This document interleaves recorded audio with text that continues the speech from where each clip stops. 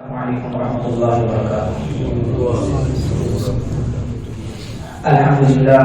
الحمد للہ وکفیٰ وسلام علی عبادہ الذین اصطفیٰ، اما بعد فاعوذ باللہ من الشیطان الرجیم، بسم اللہ الرحمن الرحیم۔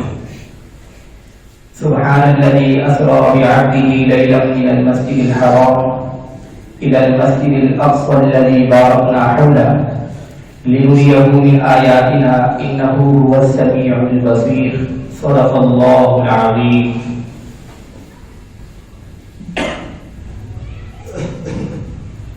رب اشرح لي صدری ویسر لي امری واحلل عقدۃ من لسانی یفقهوا قولی، رب زدنی علما رب زدنی علما رب زدنی علما۔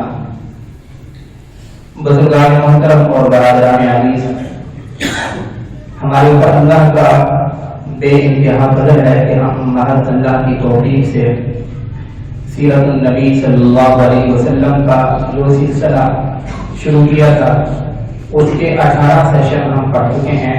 آج اللہ کے فضل اور توفیق سے 19واں سیشن شروع کر رہے ہیں۔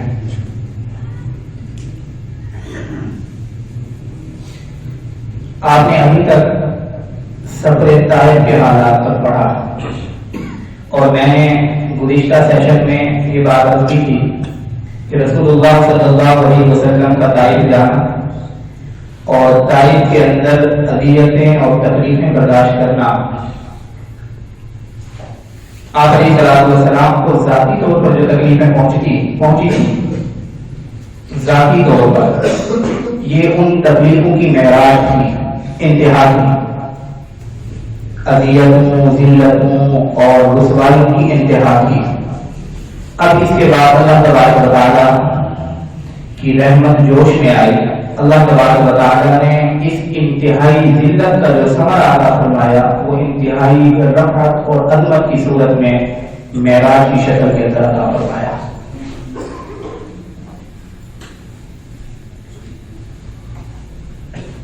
اب یہ جو سفر معراج ہے،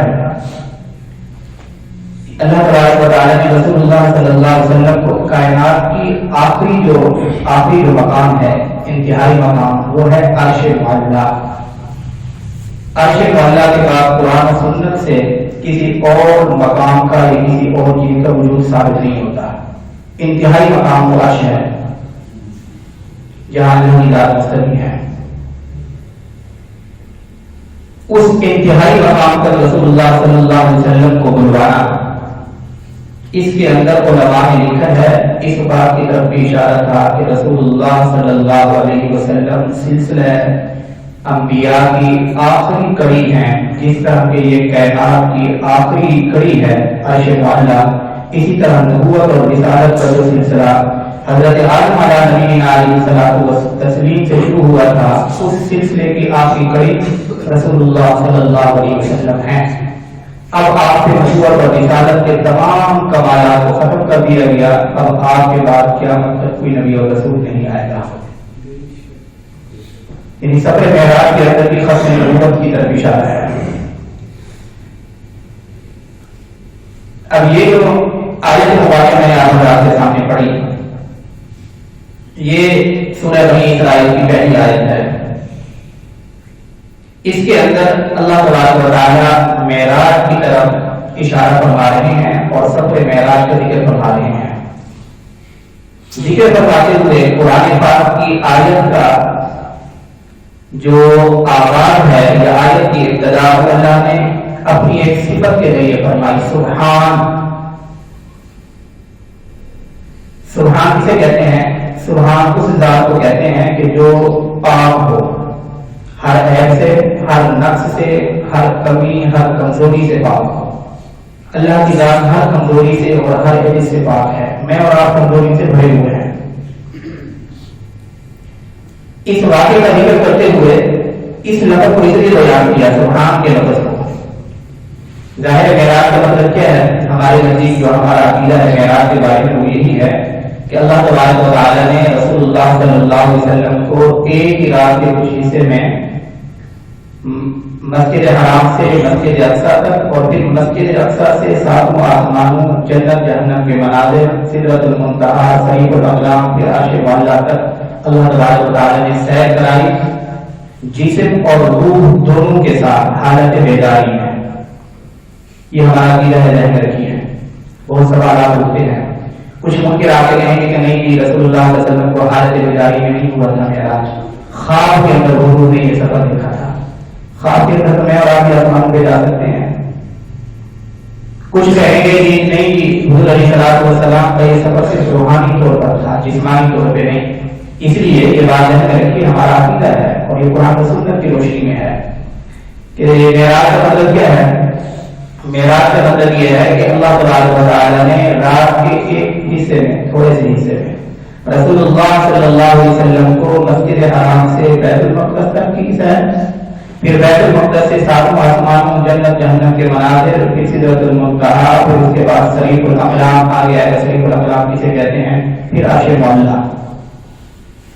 اب یہ چیزیں میں آپ کو مانتے ہیں. کیوں مانتے ہیں؟ اس لیے کہ خبر دینے والے کون ہیں؟ رسول اللہ صلی اللہ علیہ وسلم.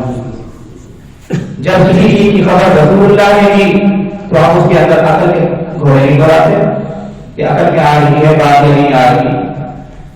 وہ لوگ جو عقل کے پجاری ہیں، حضور کی خبر پہ یقین نہیں رکھتے، عقل کے پجاری، وہ اشکال پیدا کریں گے کہ یہ کیسے ہو سکتا ہے کہ رات کے ایک حصے میں ایک بندے کا مسجد حرام سے بیت المقدس تک جانا، پھر وہاں سارے مناظر، پھر اس کے بعد آسمانوں کی طرف عروج، یہ کیسے ممکن ہے؟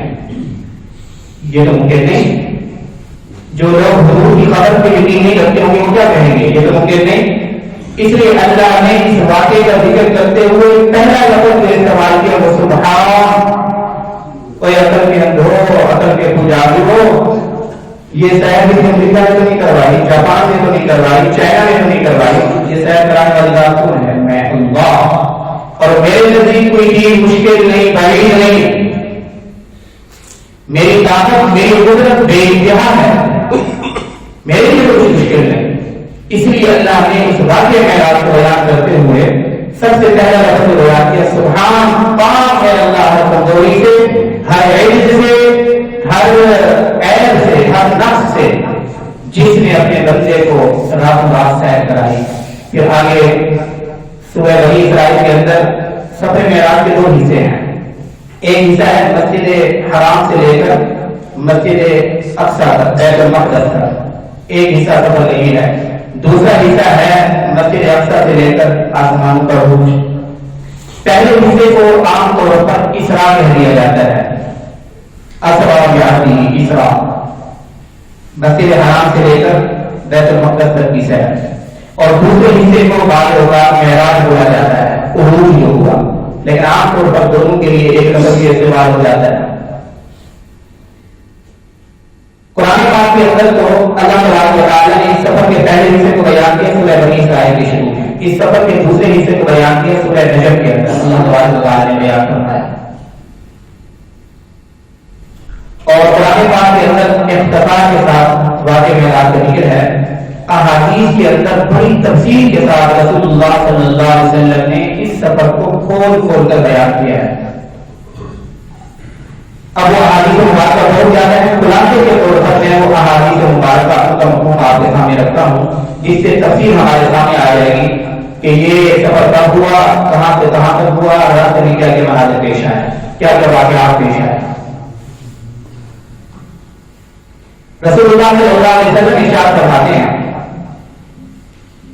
کہ میں سویا ہوا تھا، آپ علیہ السلام رات کے وقت اپنے بستر پہ آرام فرماتے ہیں کہ اچانک حضرت جبرائیل علیہ السلام پر نزول ہوا. ساتھ میں حضرت میکائیل علیہ السلام بھی تھے، دونوں فرشتے. اور یہ واقعہ پیش آ رہا ہے 11 نبوی کے اندر. 10 نبوی کے اندر رسول اللہ صلی اللہ علیہ وسلم طائف سے واپس آئے. 11 نبوی کے اندر کس مہینے میں ہوا، 11 نبوی کے اندر اس میں اختلاف ہے، لیکن مشہور قول یہی ہے کہ رجب کی 27ویں شب میں ہوا معراج کا یہ واقعہ. 27ویں رجب کی شب میں جو مہینہ آنے والا ہے آگے. دونوں فرشتے آئے اور انہوں نے حضور علیہ السلام کو جگا کر پہلے تو لے گئے حتیم کے مقام پر. حتیم سے پھر آگے لے گئے بئر زمزم تک کنواں ہے وہاں لے گئے. رسول اللہ صلی اللہ علیہ وسلم کو لٹا دیا. آپ علیہ الصلوۃ والسلام کے سینہ مبارک کو چاک کیا. چاک کرنے کے بعد قلب اطہر کو نکالا. قلب اطہر کو نکالنے کے بعد اس کو دھویا زمزم کے پانی کے ساتھ، اچھی طرح دھویا. دھونے کے بعد ایک تشت یعنی ٹرے کے اندر ایمان اور حکمت کو لایا گیا. ایمان اور حکمت کو ایک ٹرے کے اندر ایمان بھی موجود ہے اور حکمت بھی موجود ہے. اچھا، یہ ایمان اور حکمت ہماری دنیا کی زندگی کے اعتبار سے تو یہ کیا ہے؟ مانوی چیزیں ہیں. مانوی ایمان ہمیں نظر نہیں آتا، اس کا بھی وجود ہمیں نظر نہیں آتا جسم نہیں ہے. حکمت کا بھی وجود اور جسم ہمیں نظر نہیں آتا. یہ کیا چیزیں ہیں؟ مانوی چیزیں. لیکن آخرت کے اعتبار سے یہ ساری کی ساری حصی چیزیں ہیں. آخرت میں یہ دنیا کی مانوی چیزیں بھی کیا ہو جائیں گی؟ محسوس شکل میں نظر آئیں گی، مجسم شکل میں نظر آئیں گی. مثال کے طور پر قرآن پاک کی تلاوت کرتے ہیں اور آپ نے سورہ بقرہ پڑھی، سورہ آل عمران پڑھی. تلاوت کی ہماری آواز تو ہوا کے اندر گم ہو گئی نا. تلاوت کرنے کے بعد کہیں سورہ بقرہ کسی جسم کی شکل ہمارے سامنے جمع نہیں ہوگی، مانوی چیز ہے. لیکن حدیث پاک کے اندر آتا ہے، حدیث پاک کے اندر کہ آپ علیہ الصلوۃ والسلام نے ارشاد فرمایا کل قیامت کے دن سورہ بقرہ اور سورہ آل عمران ایک بادل کی شکل میں آئے گی اور اپنے پڑھنے والوں کے اوپر سایہ بدل ہو جائیں گی. قیامت کی گرمی، افراتفری، نفسا نفسی کا عالم ہے. یہ جو میں اور آپ قرآن پاک کی تلاوت کرتے ہیں، شاید ہمیں احساس بھی نہ ہوتا ہو کہ ہم کتنی بڑی نعمت سے بہرہ ہو رہے ہیں. جس حصے کی تلاوت کر رہے ہیں، کل قرآن پاک کا وہ حصہ قبر کے اندر بھی ہماری حفاظت کرے گا اور آخرت کے اندر بھی حفاظت کرے گا. یہ قرآن ہمارا حسین ہے، اس لیے اس کی قدر کرنی چاہیے. حضور نے فرمایا کہ یہ بادل کی شکل میں آئے گی.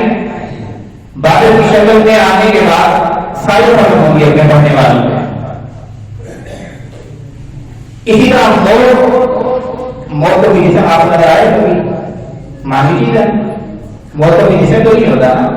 اگر کوئی جسم ہوتا تو کہیں سے مل جاتی موت، کہیں سے اٹھا کے لے آتے. اس کا کوئی جسم نہیں ہے، مانوی چیز ہے. لیکن آپ علیہ الصلوۃ والسلام نے ارشاد فرمایا کل قیامت کے دن موت کو میڈے کی شکل میں لایا جائے گا اور دھوکہ کر دیا جائے گا. اسی طرح سمجھیں کہ یہ ایمان اور حکمت دنیا کے اعتبار سے تو مانوی چیز ہے کہ آپ کو نظر نہیں آتی. ٹرین کیسے لائے گئے؟ اللہ تبارک و تعالیٰ نے اس جسم کے اندر تبدیل کر دی اور آخرت کے اندر یہ ساری کی ساری چیزیں حصی ہوں گی، مانوی نہیں ہوں گی. اب وہ ایمانی حکمت، ایمان اور حکمت جو کہ اس تشت کے اندر لایا گیا تھا، وہ رسول اللہ صلی اللہ علیہ وسلم کا قلب اطہر جسے پہلے زمزم کے ساتھ دھویا گیا. اچھی طرح دھونے کے بعد اب آپ کے قلب اطہر کے اندر ایمان کو بھی اور حکمت کو بھی بھر دیا گیا. اس واقعے کو بھی کیا کہتے ہیں؟ شب صدر کا واقعہ. ہم نے جب سیرت سیشن کا آغاز کیا تھا، پہلے یہ سیشن پہلے دوسرے سیشن کے اندر کچھ سیشن کے اندر یہ شب صدر کا واقعہ آپ نے وہاں بھی پڑھا تھا. شب صدر سینے کو چاک کرنا. سیرت کی باتوں سے معلوم ہوتا ہے کہ یہ 4 مرتبہ زندگی میں آپ علیہ الصلوۃ والسلام کے ساتھ زندگی میں 4 مرتبہ یہ واقعہ پیش آیا کہ حضور کے سینہ مبارک کو چاک کیا گیا. پہلی مرتبہ جب حضور علیہ الصلوۃ والسلام ابھی چھوٹے تھے، 2-3 سال کے ہوں گے، حضرت امام حلیمہ کے بعد تھے، اس وقت سینے مبارک کو چاک کیا گیا. دوسری مرتبہ 10 سال کی عمر میں، تیسری مرتبہ بعثت نبوت کے وقت جب پہلی وحی نازل ہوئی تھی اس سے پہلے چاک کیا گیا. چوتھی مرتبہ معراج پر لے کے جایا جا رہا تھا، اس سفر سے پہلے آپ علیہ الصلوۃ والسلام کے سینہ مبارک کو چاک کیا گیا. ارے 4 مرتبہ جو شب صدر ہوا، 4 کی حکمت جدا تھی. انسان جب پیدا ہوتا ہے نا، اس بشر کے اندر، انسان کے اندر اللہ نے نیکی اور برائی دونوں مادے رکھے ہوتے ہیں. فطرت انسان کے اندر برائی کا مادہ موجود ہوتا ہے. فرشتوں کے اندر صرف اطاعت و فرما برداری کا اور نیکی کا مادہ ہے. انسان کے اندر دونوں مادے موجود ہوتے ہیں. پہلی مرتبہ جو شب صدر ہوا، حدیث پاک میں آتا ہے، اس میں فرشتے نے آپ علیہ الصلوۃ والسلام کے قلب اطہر کو نکالا اور جو تھا اس کو نکال لیا اور پھر قلب اطہر کو اچھی طرح دھویا تاکہ شر کے اثرات بھی باقی نہ رہیں. اس لیے ہمارا عقیدہ ہوتا ہے کہ انبیاء علیہ السلام گناہوں سے معصوم ہوتے ہیں, گناہوں کے قریب نہیں جا سکتے, شر بھی ختم کر دیا جاتا ہے اس سے. پہلی مرتبہ شر صدر کی ہمت یہ تھی. دوسری مرتبہ جو شک ہوا 10 سال کی عمر میں, یہ عمر ایسی ہے تھوڑا بہت لہو دل کے اندر آ جاتا ہے, تھوڑی غفلت پیدا ہونے لگتی ہے غیر شعوری طور پہ, وہ لہو اور غفلت کا مادہ بھی نکال دیا گیا. تیسری مرتبہ جو بیعت نبوت سے پہلے ہوا اس وجہ سے کہ اب وحی الہی کا نزول ہونا تھا اور وحی کا جو علم ہے اللہ کی طرف سے نازل کرتا جو وحی ہے اس کے اندر جو علوم ہے ان علوم کا جو کام ہے وہ وزن ہے. یہ وزن پہلے حضور نے اٹھایا تو آپ ہماری سامنے یہ بات ہے رکھی ہے. یہ وزن تو اتنا ہے وحی کا وزن, قرآن مجید کا جو وزن ہے. اللہ فرماتے ہیں إِنَّا عَرَضْنَا الْأَمَانَةَ عَلَى السَّمَاوَاتِ وَالْأَرْضِ وَالْجِبَالِ فَأَبَيْنَ أَن يَحْمِلْنَهَا وَأَشْفَقْنَ مِنْهَا وَحَمَلَهَا الْإِنسَانُ, کہ ہم نے یہ قرآن کی جو نعمت ہے یہ جو امانت ہے ہم نے ارادہ کیا کہ اس کو آسمان پہ نازل کریں, زمینوں پہ نازل کریں, والجبال اور پہاڑوں پہ نازل کریں. فَأَبَيْنَ أَن يَحْمِلْنَهَا, آسمان نے بھی کہہ دیا ہے بارہ ہماری تو عادت ہے ہم اس قرآن کی دولت کو اور امانت کو برداشت نہیں کر پائیں گے. زمینوں نے بھی کہہ دیا اے العالمین ہماری گزارش ہے کہ ہمیں معاف کیجیے اس معاملے میں. پہاڑوں نے بھی کہہ دیا. اب یہ وحی کا علم اور قرآن مجید یہ جو امانت ہے یہ رسول اللہ صلی اللہ علیہ وسلم کے قلب اطہر پر اس پر نزول ہونا تھا. ظاہر ہے اس کے لیے پہلے رسول اللہ صلی اللہ علیہ وسلم کے قلب اطہر کو دھویا گیا تاکہ یہ جو علوم وحی کا جو بار ہے, وحی کا جو بار ہے اس کا تحمل پیدا ہو سکے, اس کی استعداد پیدا ہو سکے.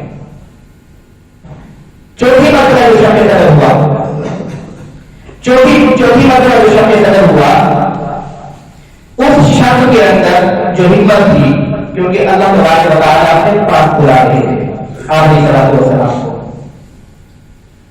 آسمانوں کی سیر ہے, جنت جہنم کے مناظر ہیں, پھر عرش پہ جانا ہے, اللہ کے ساتھ کلام ہے, دیدار ہے. انسانی چیزوں کے لیے بھی ایک خاص قسم کی استعداد چاہیے تھی, تحمل چاہیے تھا. چوتھی مرتبہ شب صدر اس وجہ سے ہوا تاکہ یہ سارے معاملات برداشت کرنا آسان ہو جائے, اس کا تحمل ہو سکے. اسی لیے بعض روایات میں معلوم ہوتا ہے کہ 4 مرتبہ شب صدر ہوا, 4 کی ہمت جدا جدا ہے. اب جب یہ ہو گیا دوبارہ سینے مبارک کو ٹھیک کر دیا گیا, اس کے بعد ایک سواری لائی گئی جسے براق کہا جاتا ہے. براق آخر میں قوم ہے جو والا, یہ جنت کا ایک جانور ہے جس طرح سفید ہے اور یہ جو خنجر ہے اس سے قدر چھوٹا جانور ہے. یہ حدیث پاک کی روایات کا میں آپ کو مفہوم سنا رہا ہوں. رنگ سفید ہے اور اسی تیزی کا یہ عالم ہے کہ جہاں تک یہ اس طرح ایک قدم ہے, ایک قدم وہ کتنا فاصلہ طے کرتی تھی. حدیث پاک کے اندر آتا ہے جہاں تک انسان کی نگاہ کا منتہا نظر ہوتا ہے وہاں تک اس کا ایک قدم پڑتا تھا. اس سواری پر حضرت جبرائیل اور حضرت میکائیل ساتھ میں آپ علیہ السلام کے اور حضور بڑی شان کے ساتھ اس سواری کا سوار ہو جاتے ہیں. سوار ہونے کے بعد اب یہ مسجد حرام سے سفر شروع ہوتا ہے بیت المقدس کی طرف. یہ زمینی سفر ہے. اب حدیث پاک کے اندر آتا ہے کہ رسول اللہ صلی اللہ علیہ وسلم نے فرمایا ہمارا یہ سفر شروع ہوا برابر کہ راستے میں ایک زمین پہ ہمارا گزر ہوا. حضرت جبرائیل نے درخواست کی کہ اللہ کے نبی یہاں اتر کر 2 رکعت نفل پڑھ لیجیے. تو میں وہاں اترا اور میں نے نفل پڑھے. تو جبرائیل نے کہا کہ اللہ کے نبی آپ کو معلوم ہے یہ کون سی جگہ ہے؟ حضور نے فرمایا کہ جس جگہ پہ ہم اترے تھے وہاں حضور کی طرف بڑی کثرت کے ساتھ تھے. تو میں نے کہا مجھے تو نہیں معلوم یہ کون سی جگہ ہے. حضرت جبرائیل کہنے لگے اللہ کے نبی یہ یثرب ہے, مدینہ منورہ, آپ کے قریب اس علاقے کی طرف ہجرت کرنا ہے. یہ پہلے سے بتا دیا گیا. اس کے بعد دوبارہ سفر شروع ہوا. دوبارہ سفر شروع ہونے کے بعد کہتے ہیں کہ ایک اور جگہ سے ایک اور زمین پہ گزر ہوا. وہاں حضرت جبرائیل نے درخواست کی اللہ کے نبی نیچے اتری اور یہاں بھی نماز پڑھ لیجیے نا. پھر حضور فرماتے ہیں میں نے یہاں نماز پڑھی اور پوچھا کہ یہ کون سی جگہ ہے؟ تو حضرت جبرائیل نے کہا کہ یہ وادی سینا ہے، شجر موسیٰ، یہ وہ جگہ جہاں حضرت موسیٰ علیہ السلام اللہ سے ہم کلام ہوئے تھے. یہ جگہ دکھا دی گئی. اس کے بعد پھر سفر شروع ہوا. راستے میں ایک جگہ پہ حضرت جبرائیل نے درخواست کی اللہ نبی یہاں بھی اتری ہے، یہاں بھی نماز پڑھ لیجیے. اتر کر میں نماز پڑھی. میں نے پوچھا یہ کون سی جگہ ہے؟ تو حضرت جبرائیل نے کہا کہ یہ مدین کی بستی ہے جہاں حضرت شعیب علیہ السلام کو بھیجا گیا تھا. اصحاب مدین کا ذکر آتا ہے قرآن مجید کے اندر. آگے بھی سفر شروع ہوا اور اس کے بعد پھر وہ وہاں حضرت جبرائیل علیہ السلام نے درخواست کی اللہ کے نبی اس جگہ پہ بھی اتر کے نفل پڑھ لیجیے. اللہ کا منشا تھا، اللہ کا حکم تھا. آپ علیہ السلام اس جگہ پہ اتر کے نماز پڑھی اور پوچھا اے جبرائیل یہ کون سا مقام ہے؟ تو حضرت جبرائیل نے کہا اے اللہ کے نبی یہ بیت اللحم ہے جہاں حضرت عیسیٰ علیہ السلام کی ولادت ہوئی تھی. یہ چار مقامات ایسے کہ جو سفر کے دوران آپ علیہ السلام کا جہاں سے گزر ہوا اور حضور نے وہاں نماز پڑھی. اچھا اس کے بعد کچھ واقعات ایسے پیش آئے جو اس ہجری دنیا کے نہیں ہیں، مثالی دنیا کے کچھ واقعات جنہیں ہم عجائب ہیں.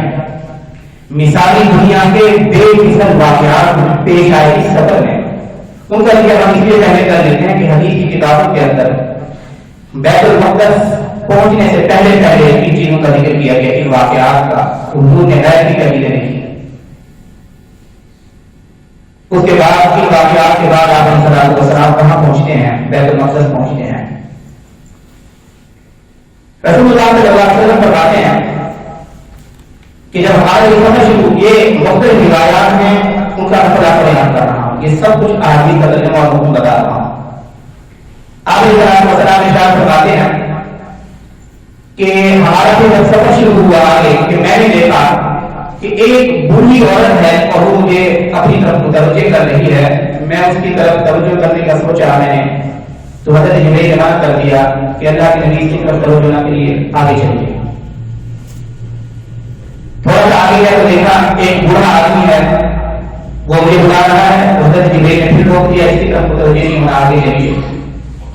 تھوڑا سا اور آگے گئے تو دیکھا کچھ لوگ ہیں، کچھ افراد ہیں، انہوں نے سلام کیا سلام اس انداز سے السلام علیکم یا اول، السلام علیکم یا آخر، السلام علیکم یا حاشر. ان تین صفات کے ساتھ پہلے آنے والے، آخر میں آنے والے، حاشر جمع کرنے والے. اس کے بعد میں نے یہ سے پوچھا یہ کیا واقعہ ہے، کون لوگ ہیں یہ؟ تو حضرت جبرائیل علیہ السلام نے جواب دیا کہ اے اللہ کے نبی یہ جو بری عورت تھی یہ دنیا تھی، اور آپ خود اندازہ لگائیے کہ دنیا اپنی عمر تقریباً کبھی عمر پوری کرنے کو ہے. اس کے بعد اقتدار ہے اور قیامت ہے، یہ اپنے بڑھاپے کو پہنچ چکی ہے. یعنی جس کی خاطر میں اور آپ سارا دن سرگرداں رہتے ہیں. اور آج کے معاشرے میں، مسلم معاشرے میں بھی دنیا جمع کرنے کا جو جذبہ ہے حلال و حرام کی تقریب کے بغیر، وہ دنیا 1450 سال پہلے یہ بتایا جا رہا ہے کہ یہ دنیا پوری ہو چکی ہے، اب اپنی موت کے قریب ہے. اور آگے وہ کون سا بڑا آدمی؟ تو حضرت جبرائیل نے کہا اے اللہ کے نبی وہ شیطان تھا، وہ بھی آپ کو اپنی طرف متوجہ کرنا چاہتا تھا. ظاہر ہے آپ دنیا کی محبت کے ساتھ آپ کا کوئی تعلق نہیں، شیطان کے ساتھ آپ کا کوئی تعلق نہیں، اس لیے اس طرف ہم نے کوئی توجہ نہیں کی. تیسرے نمبر پر یہ کچھ افراد تھے انہوں نے جو سلام کیا تو حضرت جبرائیل نے کہا کہ ان میں سے ایک حضرت ابراہیم تھے، ایک حضرت موسیٰ تھے، ایک حضرت عیسیٰ تھے. یہ آپ کے اعزاز میں استقبال میں آپ کو سلام پیش کر رہے تھے. رسول اللہ صلی اللہ علیہ وسلم فرماتے ہیں کہ اس سے آگے سفر شروع ہوا. آگے مجھے ایسے ایسے مناظر رسول اللہ صلی اللہ علیہ وسلم کو دکھائے گئے، خاص طور پہ ان کے اندر گناہگاروں کے مشاہدے کرائے گئے، گناہوں کا انجام دکھایا گیا. آپ السلام ارشاد فرماتے ہیں کہ ایک قوم سے ہمارا گزر ہوا اور وہ قوم اس کے افراد پانی کے اندر تیر رہے ہیں اور پتھر کو بڑی مشقت کے ساتھ کھا رہے ہیں. انہیں مجبور کیا جا رہا ہے کہ پتھر کھاؤ. میں نے پوچھا جبریل یہ کیا بات ہے, کون لوگ ہیں؟ حضرت جبریل کہنے لگے یہ آپ کی امت کے سود ہو رہے ہیں, سود کھانے والے, سود کا معاملہ کرنے والے یہ وہ لوگ ہیں. آگے چلے ہم, آگے جا کر ہم نے دیکھا کہ کچھ لوگ ہیں کہ جو جن کے سر پہ پتھر مارے جا رہے ہیں اور اس زور سے بڑا پتھر مارا جاتا ہے چٹان کی شکل میں کہ ان کا سر یک بار ہی کچل دیا جاتا ہے, پھر وہ ٹھیک ہو جاتا ہے, پھر وہ پتھر مارا جاتا ہے, پھر سر کچل جاتا ہے, پھر ٹھیک ہو جاتا ہے, پھر مارا جاتا ہے, پھر کچلا جاتا ہے, پھر ٹھیک ہو جاتا ہے. یہ سلسلہ ختم نہیں ہوتا. رسول اللہ نے پوچھا صلی اللہ علیہ وسلم نے, اے جبریل یہ کون لوگ ہیں؟ حضرت جبریل نے کہا اے اللہ کے نبی یہ آپ کی امت کے وہ لوگ ہیں جو فرض نماز کی ادائیگی میں سستی سے کام لیتے ہیں. الفاظ کو غور کیجیے گا, یہ نہیں کہا کہ فرض کو ترک کر دیتے ہیں, چھوڑ دیتے ہیں, نہیں, بلکہ یہ کہا کہ یہ وہ لوگ ہیں جو فرض نماز کی ادائیگی میں کاہلی اور غفلت سے کام لیتے ہیں. ڈیلے کر دینا, مؤخر کر دینا, قضا کر دینا, یہ ان لوگوں کا انجام ہے. اور جو چھوڑ دیتے ہیں ان کا انجام کیا ہوگا؟ اللہ بہتر جانتا ہے. ہمارا اللہ ہم سب کو محفوظ فرمائے. فرض نماز کی ادائیگی کا اہتمام ہم سب کو کرنا چاہیے. بڑی برکات ہیں, ہماری مسجدیں فرائض کے آباد ہوں, اس کی بڑی برکات ہے. یہ تو آخرت کے نقصان ہیں, دنیا میں بھی بڑے نقصان ہیں نماز چھوڑنے کے اور نماز کو ڈیلے کرنے کے. آگے ہمارے سفر آگے کی طرف گیا.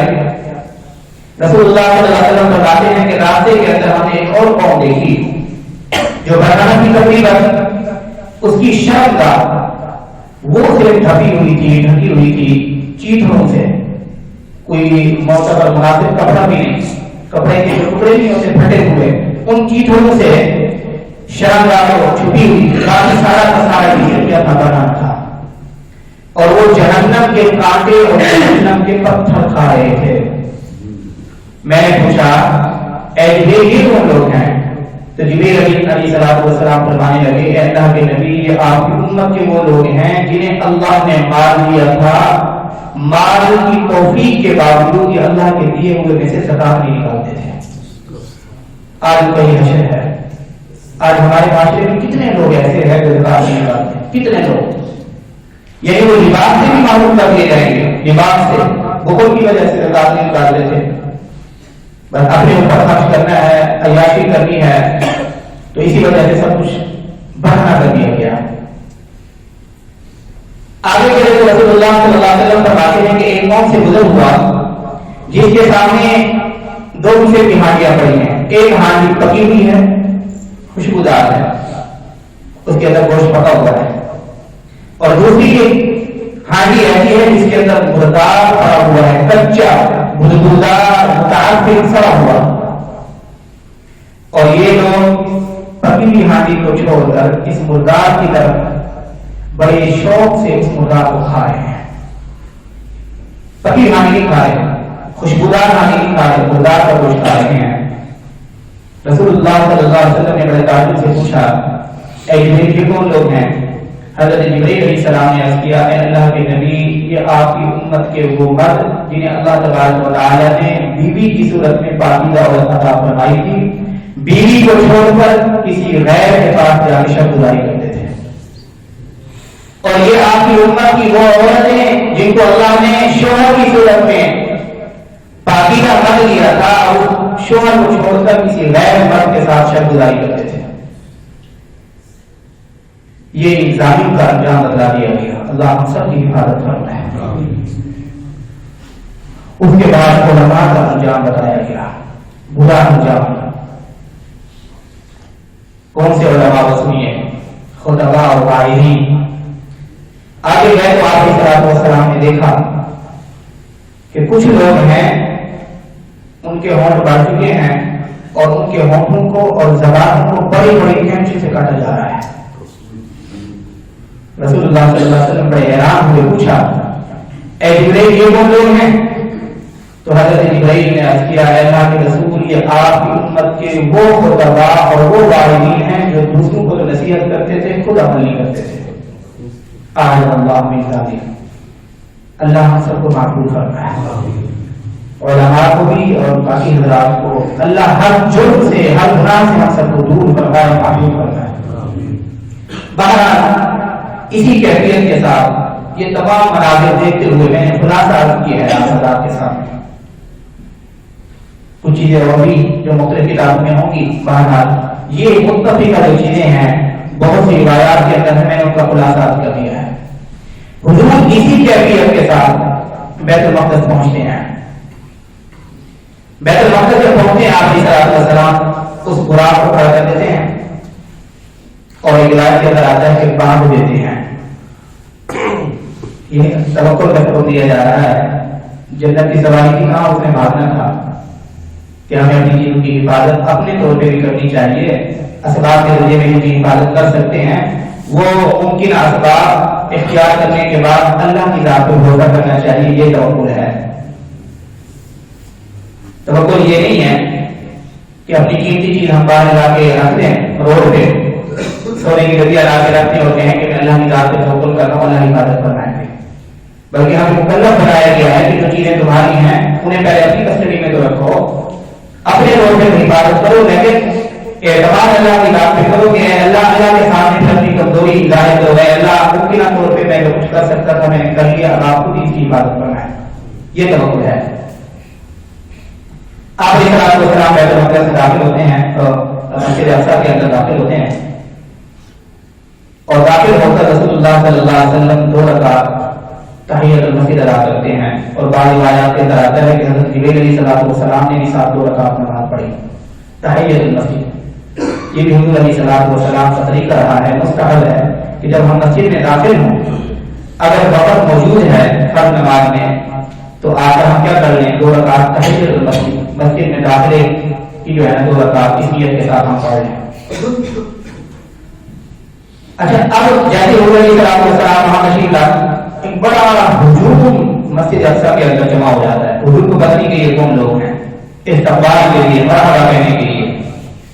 یہاں تک کہ روایات میں آتا ہے کہ ایک بندے نے اذان کہی، ایک نے اقامت کہی، اور اس کے بعد صفیں بن گئی، انتظار ہو رہا تھا کہ کون امامت کرے گا۔ یہاں تک کہ حضرت جبرائیل علیہ السلام رسول اللہ صلی اللہ علیہ وسلم کے اس بازو مبارک کو آ کر پکڑ کر فرماتے ہیں اللہ کے نبی آپ مصلی امامت سے تشریف لائیے۔ رسول اللہ صلی اللہ علیہ وسلم وہاں امامت کراتے ہیں۔ امامت کرانے کے بعد حضور علیہ السلام نے سلام پھیرا، سلام پھیرنے کے بعد حضرت جبرائیل نے پوچھا اللہ کے نبی آپ کو معلوم ہے کہ پیچھے کن لوگوں نے نماز ادا کی ہے؟ حضور نے بتایا مجھے تو نہیں معلوم۔ حضرت جبرائیل کہنے لگے اے اللہ کے نبی یہ آپ کے استقبال میں آپ کو مرحبا کہنے کے لیے آپ سے پہلے اس دنیا کے اندر جتنے بھی انبیاء کو مبعوث کیا گیا آج اللہ تبارک و تعالیٰ نے ان سب انبیاء کو آپ کے استقبال کے یہاں جمع فرمایا اور آپ نے ان کو امامت کرا دیا۔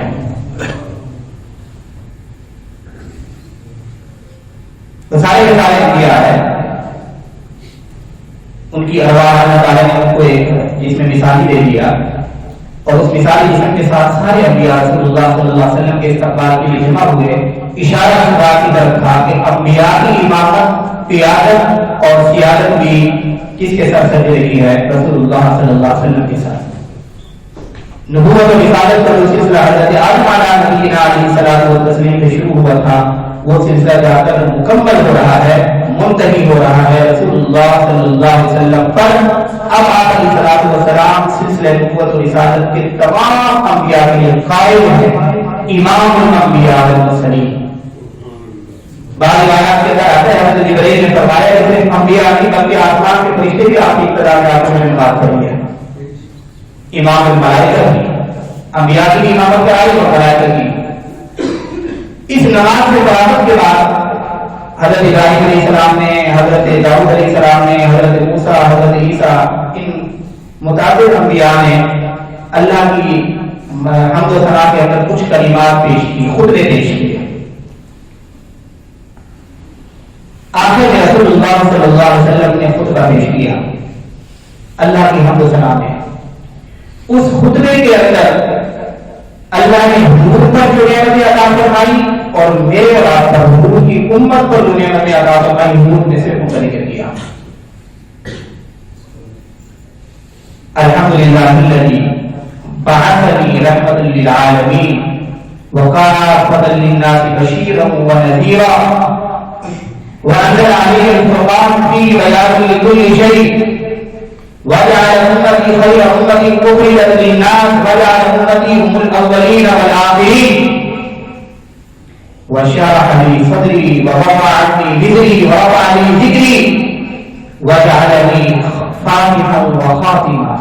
یہ آخری صلاۃ والسلام نے جو خطبہ حضرات انبیاء علیہ الصلوۃ والسلام کے سامنے پیش کیا یہ اس کے کلمات ہیں جو زرقانی شریف مستند کتاب ہے اس کے اندر ذکر کیے گئے ہیں اور سیرت کی کتاب کے اندر بھی ذکر ہے. الحمدللہ الذی بعثنی رحمۃ للعالمین. تمام تعریفیں اس اللہ رب العزت کے لیے جس نے مجھے رحمت للعالمین بنا کر بھیجا.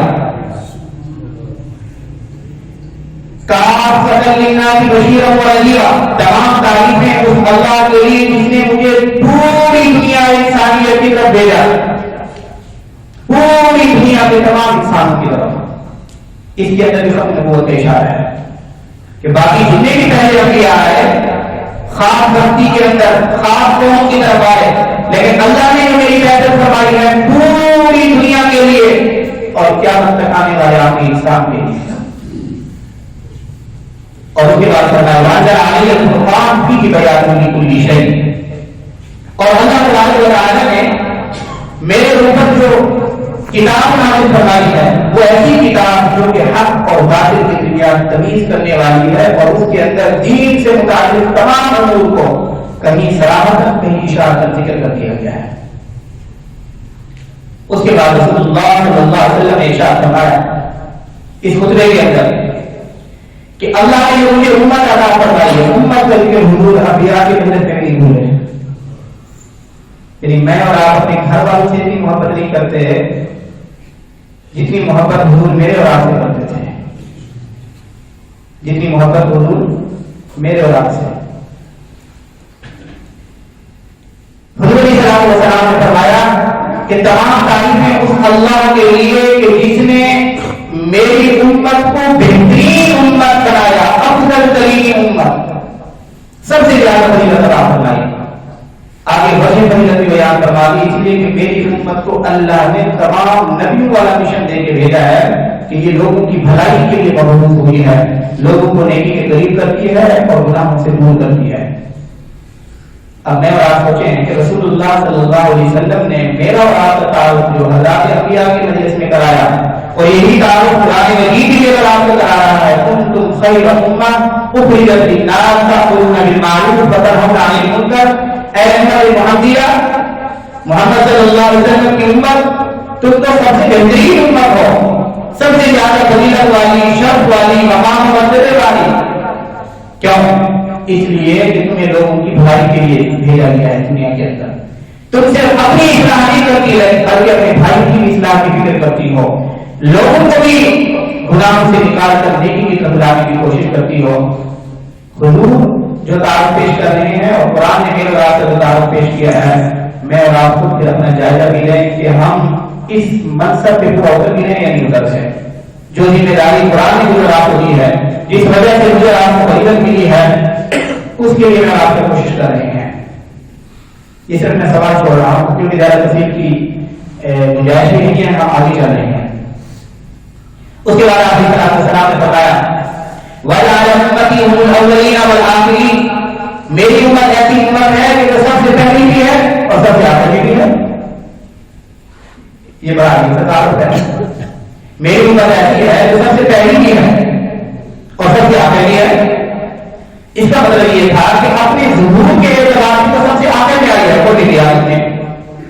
پہلے حضرت موسیٰ علیہ السلام کی قوم، حضرت نوح علیہ السلام کی، حضرت شیس علیہ السلام کی قوم، شعیب، قوم عاد، قوم ثمود، یہ ساری قومیں ہوئی بنی اسرائیل کی.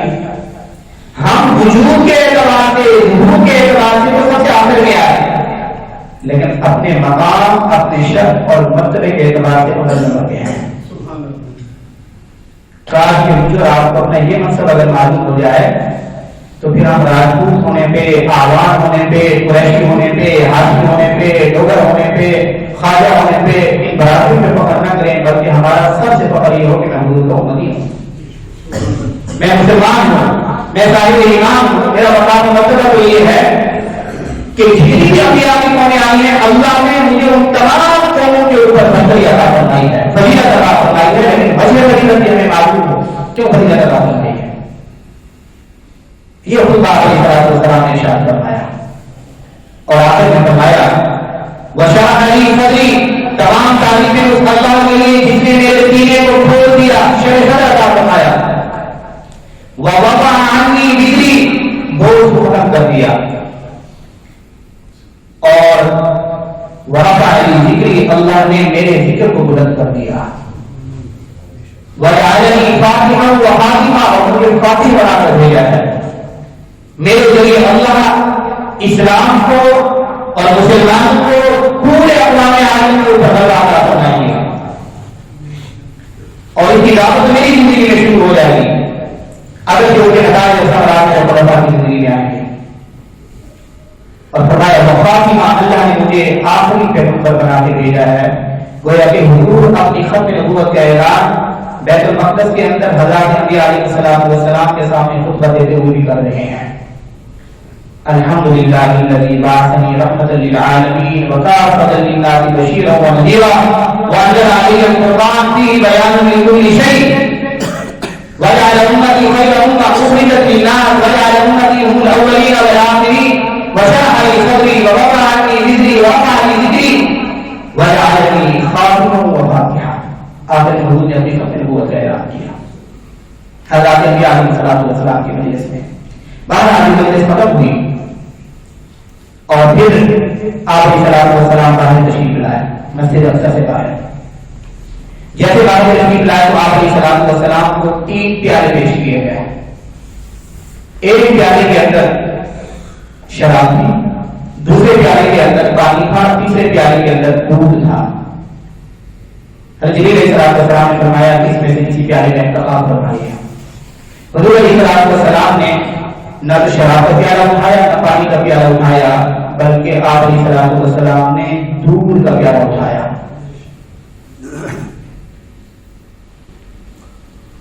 اس لیے فرماتے ہیں کہ دودھ کبھی رد نہیں کرنا چاہیے۔ اگر کوئی بندہ کبھی دودھ پیش کرے، کبھی ہم جاتے ہیں جیسے کسی نے بوتل پیش کی تو اس کا رد کر دیا، چائے پیش کی رد کر دیا، انکار کر دیا، انکار بار بار کرنے کی گنجائش نہیں ہوتی، یا وہ بھی پینا چاہتا ہے انکار کر سکتا ہے، لیکن اگر کوئی شخص دودھ پیش کرے تو دودھ کا انکار نہیں کرنا چاہیے۔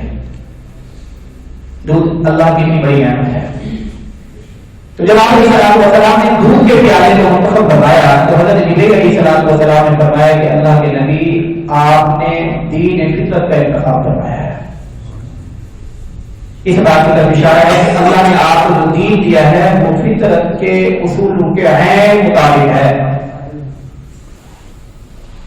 ہمارا دین، اللہ نے ہمیں دین عطا کیا ہے، ہمیں شرح صدر ہونا چاہیے۔ میں ان نوجوان حضرات جو یہاں رہتے ہیں ان سے بھی گزارش کروں گا، ہمیں اپنے دین کے حوالے سے بڑا کانفیڈنس ہونا چاہیے، شرح صدر، اور وہ تب ہوگا کہ ہم دین کو پڑھیں گے اور ہماری مجالس میں بیٹھیں گے، ہمیں پتہ ہوگا۔ آج کل جو فتنے ہیں نا، سب سے بڑے جو فتنے ہیں وہ فکری ارتداد کے ہیں، ہماری فکر پہ حملہ کیا جا رہا ہے، شاعر اسلام پہ۔ ہمارے وہ نوجوان جو دین سے جڑے ہوئے نہیں ہوتے، کوئی جتنے اعتراضات اٹھائے جاتے ہیں، سنتے ہیں یا پڑھتے ہیں تو پھر اسلام سے متنفر ہونے لگ جاتے ہیں۔ جتنا خوبصورت مذہب اسلام ہے، فطرت کے عین مطابق، فطرت کے، آپ اس کے حکم کو دیکھیں نا کہ اللہ نے ہمارے اندر ایک جذبہ رکھا ہے شہوت کا۔ جیسے ہی شہوت کا جذبہ بیدار ہوتا ہے، انسان بلوغ کو پہنچتا ہے تو شریعت کیا کہتی ہے؟ شادی کرے، اس کو شادی کرنی چاہیے۔ وہ الگ بحث ہے کہ شادی کے اندر کیا کیا شرائط ہیں، کیا ہے۔ بہرحال شریعت نے شرائط دیا کہ اب یہ اس کے جذبہ شہوت بیدار ہو گیا ہے،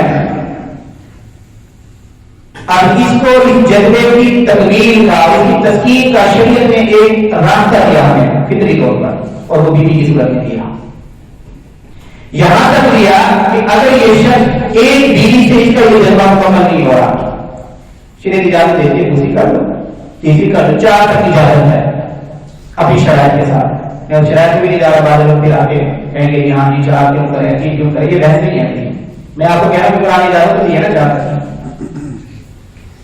یہی ہمارے فطری جذبے کی ترتیب کی شریعت نے رعایت کی. اب اس کے مقابلے میں 2 انتہایں ہیں.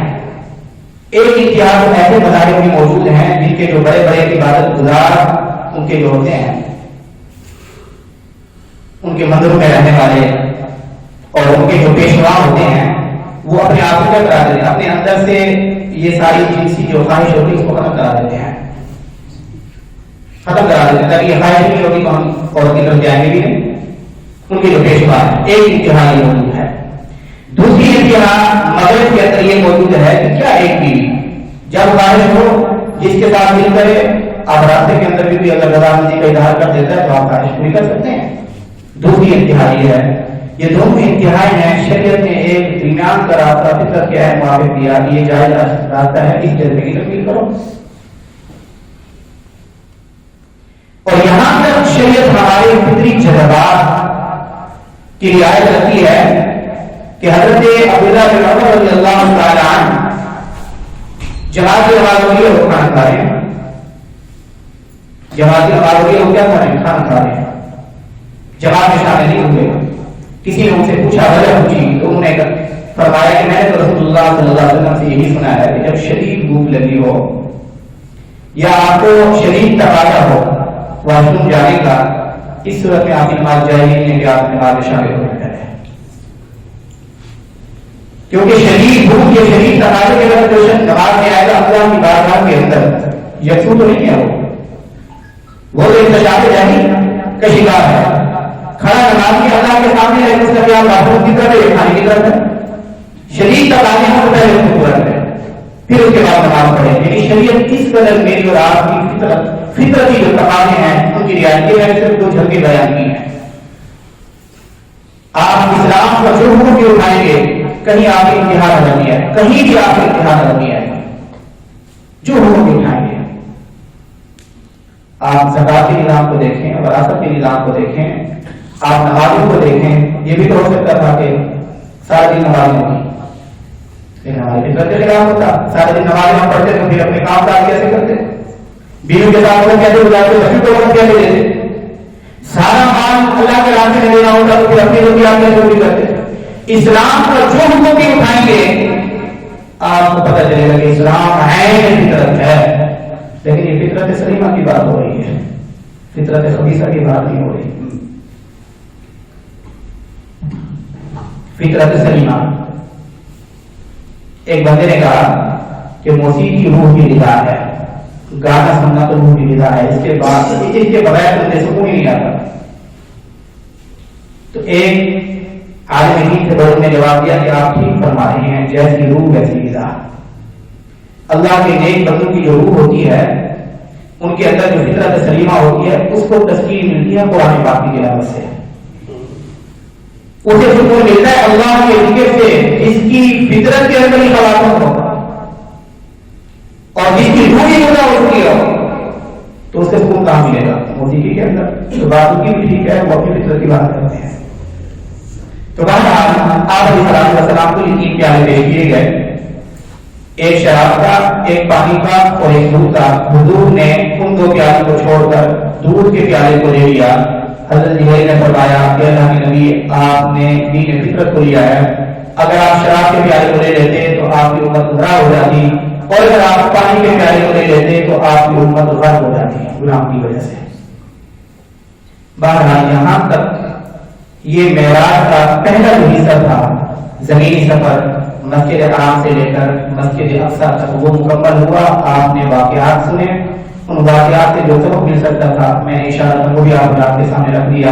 انشاءاللہ آئندہ 20ویں سیشن میں اللہ کے فضل و توفیق سے ہم اس سے آگے کا جو سفر ہے جس میں عروج ہوا آسمان کی طرف، آسمان میں کن سے ملاقات ہوئی، جنت و جہنم کے مناظر، پھر آگے سدرۃ المنتہا تک جانا، سدرۃ المنتہا کیا ہے، صریح الکلام کیا ہے، عرش بالا تک آپ علیہ الصلوۃ والسلام اللہ کے ساتھ مکالمہ کرنا، کلام کرنا، یہ ساری چیزیں اس کے اندر آئیں گی۔ اللہ تبارک و تعالیٰ مجھے آپ کو صحیح معنوں میں رسول اللہ صلی اللہ علیہ وسلم کی ذات اقدس کے ساتھ محبت و عقیدت اس کامل درجے کی نصیب فرمائے کہ حضور کی سنت چھوڑنا ہمارے لیے بہت مشکل ہو جائے۔ وآخر دعوانا الحمدللہ رب العالمین۔